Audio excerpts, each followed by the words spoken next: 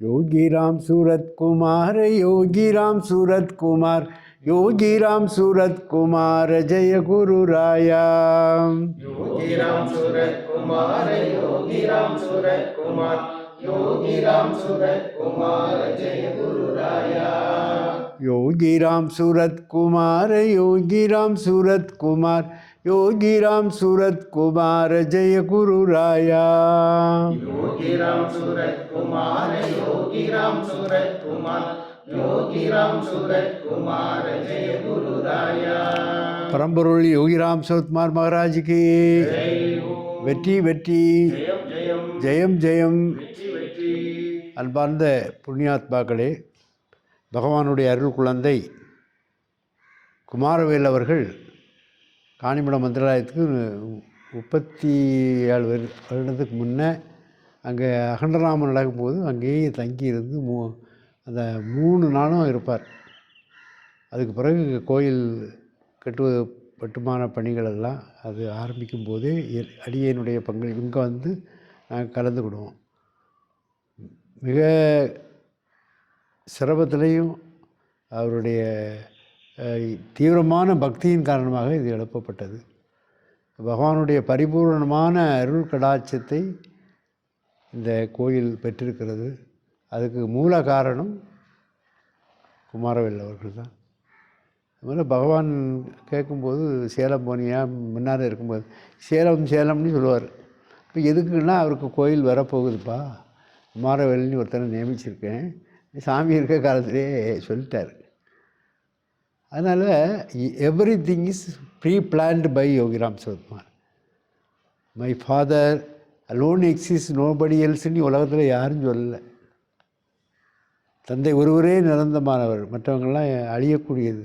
நான் ஈகோவில் இருக்கக்கூடிய இந்த உலகத்தில் என் தந்தை ஒருவர் தான் நிரந்தரமானவர், மற்றதெல்லாம் அழியக்கூடிய வஸ்துக்கள். நோபடி எல்ஸ், நத்திங் எல்ஸ்ன்ட்டார். இந்த கான்செப்டை சொன்னது பகவான் தான். அப்போ அப்படிப்பட்ட காலகட்டத்தில் நம்ம எல்லா அளவில் சேலத்தில் ஒரு பெரிய கோயில் கட்டியிருக்காருன்னா அது பகவானுடைய பரிபூரண கருணை. அவன் அருளாலே அவன் தாழ் வணங்கின்னு போல் அவருக்கு அந்த பாக்கியத்தை பகவான் கொடுத்துருக்காரு. ரொம்ப அன்பர்கள் வந்திருக்காங்க. ஸ்கூல் நடத்தினார். ஸ்கூல் நடத்துறதுலாம் இப்போ கஷ்டம். போட்டி ஸ்கூல்கள் அது இது.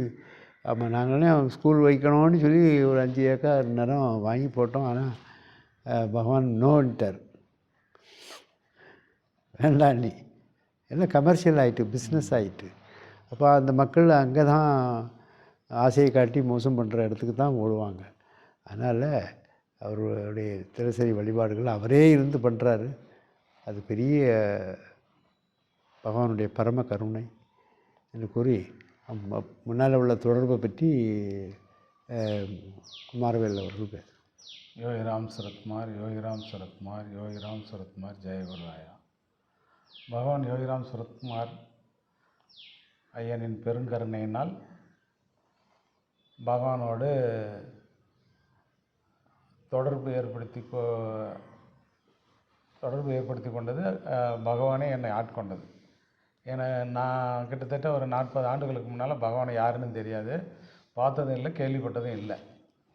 அப்படிப்பட்ட காலத்தில் சுவாமி கனவுல காட்சி கொடுத்து அந்த காட்சி மூலமாக ஆசீர்வாதம் பண்ணிட்டு போகிறார். வழியே எந்த ஒரு விளக்கமும் கனவுல சொல்லலை. அந்த விடிஞ்சியாக அது கனவு நைட்டு ஒரு சாமி வந்தார், யார் எப்படி தெரிஞ்சுக்கிறது அப்படிங்குள்ள ஐயா பொன்காமராஜ் ஐயா காணிமடத்தில் கோயில் கட்டுற வரலாறுடைய புத்தகம் சக்தி இதழ், பொள்ளாச்சி மகாலிங்க எழுதுகிற சக்தி புஸ்தகத்தில் அந்த பகவானுடைய முழு படம், அந்த படம் யோகிராம் சரத்குமார் பேர், கிழக்கு கோபுர வாசல், சன்னதி தெரு, திருவண்ணாமலை, யோகிராம் சரத்குமார் ஃபுல் அட்ரஸ் இருக்குது. முதல் நாள் கனவில் வந்து சாமி காட்சி கொடுக்குறாரு. அடுத்த நாள் அந்த எனக்கு விலாசம் கிடைக்குது. 3ஆவது நாள் பகவான்கிட்ட போயிடுறேன். பகவான்கிட்ட போய் பகவான்கிட்ட பார்க்கும்போது நம்ம எதிர்பார்ப்பு அங்கே இல்லை.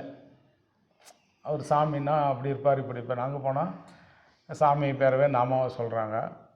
அதில் நமக்கு வந்து சாமி நம்ம பார்த்த மாதிரி எதிர்பார்த்த மாதிரி இல்லைங்கிற ஒரு இது இருக்குது. நாளடைவில் போக போக போக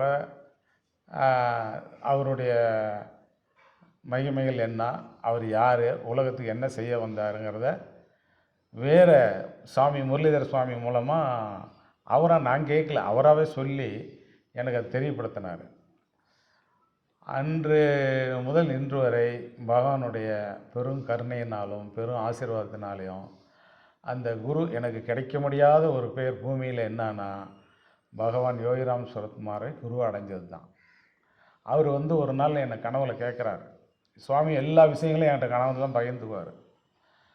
குமரவேல் உனக்கு என்ன வேணும்? இப்போ அந்த இடத்துல பெரிய பெருமாள் கோயில் வந்துருச்சு. அந்த இடத்துல நான் தண்ணியில் நிற்கிறேன், சுவாமி கரை மேலே நிற்கிறாரு. 2 கையும் தூக்கி ஆசீர்வாதம் பண்ணி, குமரவேல் உனக்கு என்ன வேணும் கேள், என்ன வேணுமோ கேள்னு வளைச்சி வளைச்சி சொல்கிறாரு. அப்போ நான் சாமிகிட்ட கேட்டது என்னன்னா, சுவாமி எத்தனை ஜென்மம் ஆனாலும் எத்தனை பிறவி எடுத்தாலும் நான் உங்கள் பக்தனாக இருக்கணும், சுவாமி என்னை ரட்சிக்கணும். சுவாமி ஒரே சிரிப்பு, கை தூக்கி ஆசீர்வாதம் பண்ணிட்டு போகிறார். அதே போல் தான் இந்த கோயில் கட்டுறதுக்கும் இந்த இடத்த நாங்கள் பாம்பு புத்து குழந்தைங்களுக்கு தொந்தரவுன்னு சொல்லி பேரண்ட்ஸுங்க சொல்ல இதை அழிச்சு புல்லான்னு முற்படக்குள்ள அதே மாதிரி சாமி கனவுல தோன்றி இந்த இடத்த நீ வழிபாடு பண்ணு, அழிக்கக்கூடாது, அந்த வழிபாடு எப்படியெல்லாம் பண்ணணும் அப்படின்னு சாமி எனக்கு வழிகாட்டினார். அடுத்த நாள் அன்னைக்கு விடிஞ்சால் பார்த்தீங்கன்னா அந்த மாசி மகம் வடக்கு கொண்டாடுவாங்க இல்லைங்களா, மாசி மகம், அந்த நாள் அன்றைக்கி கனவு மணி 3 மணி விடியகாலம். அப்புறம் அந்த இடத்த நாங்கள் அதே மாதிரி பதிவு உண்டாக்கி வழிபாடு பண்ணோம். அப்படி பண்ணிட்டு இருந்த மொழியை, ஆனால் எப்படி செலவு வைக்கணும், எப்படி கோயில் கட்டணும் அப்படிங்கிறதுல ஒரு ஐடியாவும் வரல.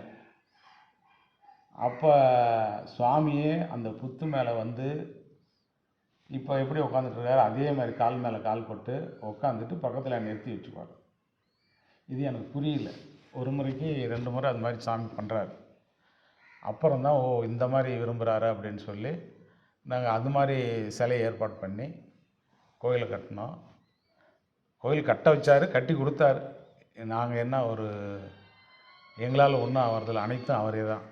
அதனால் அன்று முதல் சுவாமி சிறப்பாக பக்தர்களுக்கு அருளாசி பண்ணுறாரு. பக்தர்கள் நிறையா பேர் இதனோட கோரிக்கையை நிறைவேற்றி சந்தோஷத்தில் இருக்கிறாங்க. ஐயா போன்ற எங்களுக்கு ஆன்மீக வழிகாட்டி முன்னோர்கள் நிறைய பேர்த்த கொடுத்துருக்காரு. இவங்கெல்லாம் பகவானுடைய தளபதிகள். ஐயா பொன்காமராஜ் ஐயா, ஐயா கருணாகர் ஐயா, ஐயா பெருமாள் ஐயா, இன்னும் அந்த மாதிரி சொல்லலாம். ஐயா நிறையா வழிகாட்டிகள் கொடுத்தாங்க. இவங்க எல்லாம் என்ன பண்ணுவாங்க, எங்களுக்கு எப்படி என்ன செய்யணுங்கிற வழியெல்லாம் காட்டுறாங்க. அதனால் அவங்களுடைய பகவானுடைய கருணையினால் இவங்களுடைய வழிகாட்டுறதுனாலையும் சிறப்பாக இன்றைய வரை பகவானுடைய கோயில் சேலத்தில் சிறப்பாக நடக்குது. சிறப்பான வழிபாடு, பொதுமக்களும் பக்தர்களும் நிறையா அருளும் ஆசீர்வாதமும் பொருளும் அடைஞ்சு ரொம்ப சந்தோஷமாக இருக்கிறாங்க. யோகிராம் சுரத்குமார், யோகிராம் சுரத்குமார், யோகிராம் சுரத்குமார் ஐயா. காணிமடத்துக்கு அகண்ட நாமத்தில் கலந்துக்கிட்டாங்க. காணிமடத்தில் ஏறத்தாழ 30 ஆண்டுகளுக்கு முன்னால் ஒரு 3 நாள் அங்கே தங்கி அகண்ட நாமில் கலந்துக்கிட்டது, பாத யாத்திரை போனது, அதெல்லாம் மறக்க முடியாது. ரொம்ப இனிமையான நாட்கள். அது வாழ்க்கையில் கிடைக்க முடியாத பேர்.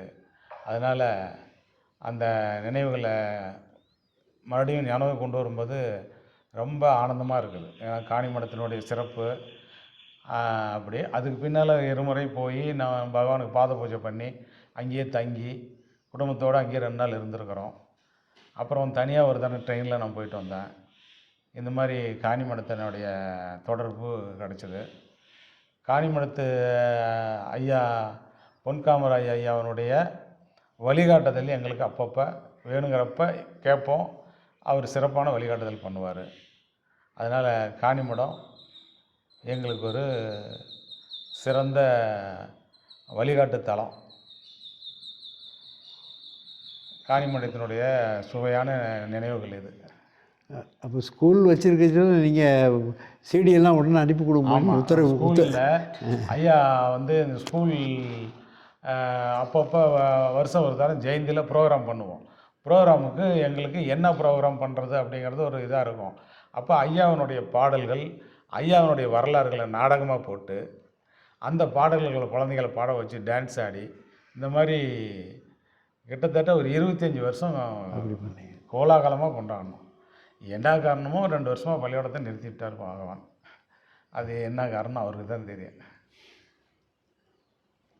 அதனால் சேலம் சுற்றுப்புற கிராமங்கள் எல்லாரும் இதனுடைய வைப்ரேஷன் பகவான் இங்கே இருக்கார். நீ என்ன பிரார்த்தனை பண்ணாலும் நடக்குது.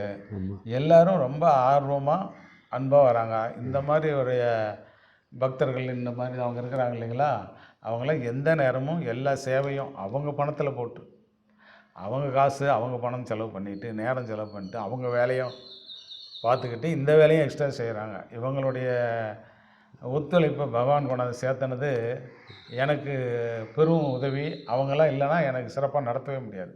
அதெல்லாம் அவர் தான், பகவான் தான் அதை கரெக்டாக செட்டப் பண்ணி கொண்டு வரார். எனக்கு தேவையான பொருள் கொடுக்குறது அம்மா,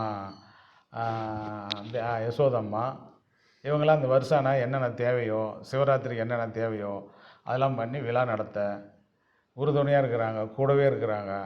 இந்த பெரும் அற்புதங்களை படைத்து இந்த மாதிரி பக்தர்களை கொண்டாந்து சேர்த்துறாரு பகவான்.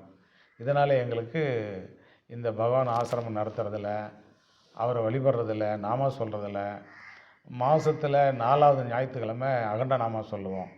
அப்போ நிறைய பக்தர்கள் கலந்துக்கிறாங்க. அகண்ட நாமாவில் கலந்துக்கிட்டவங்க நிறையா பலன் அடைகிறாங்க.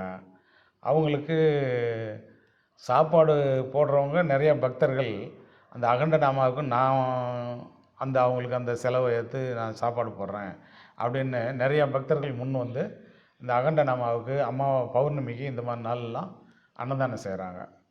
இந்த மாதிரி சிறப்புகள் சொல்லிகிட்டே இருக்கலாம். அதனால் பகவானுடைய பெருங்கருணையினால சிறப்பாக நடக்குது. நன்றி. ராம் சரத்குமார்.